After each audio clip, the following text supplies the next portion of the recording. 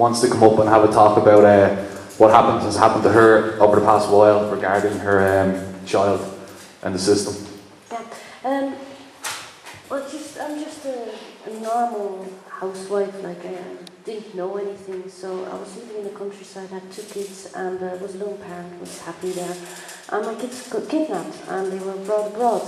They were brought to the Netherlands, and the Netherlands thought like, well, that's great. So they kept my kids, and in the Netherlands, it's a private company. It's not like here, like they have the state and the HSE. They have a private company who has the rights to take children, who has the rights to keep the children, and who has the rights to all the benefits.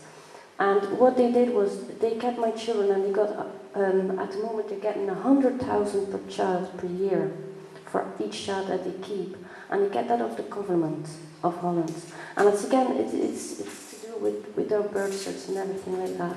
So they get all that money, they get rich. The person who got my children from the person that got them from Ireland, actually, she got 40,000 per year for this. And basically, so it's all a money-raking machine.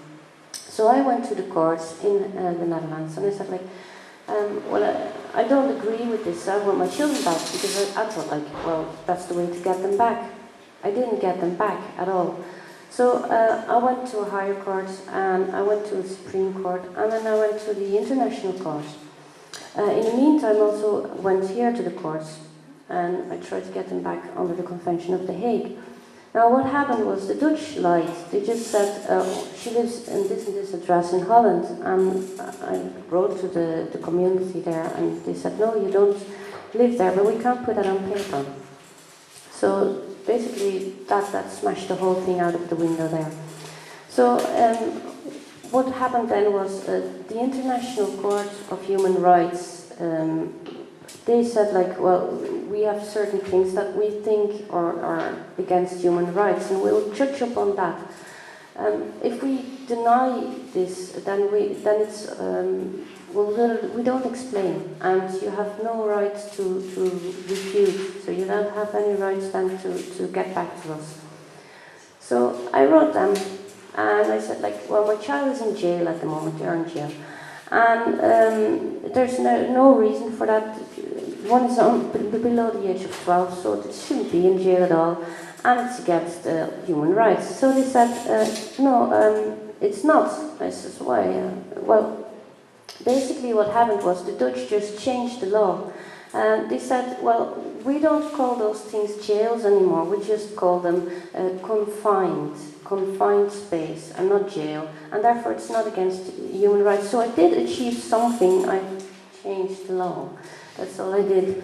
And basically, I didn't know about all this, and I didn't know that by keeping my natural children, they are acting against all the laws of the land, and that they can keep the persons that they are keeping. They can keep them. I don't care. What I want is for my children themselves to be given back to me. And so that's what I did. I went through the whole process. I've severed my person from me, and thereby also severed my children. And on the 1st of September, I'm going to go to courts in the Netherlands, and I'm going to go to the trial and get them back, hopefully. So if this works, I'll let you know. So.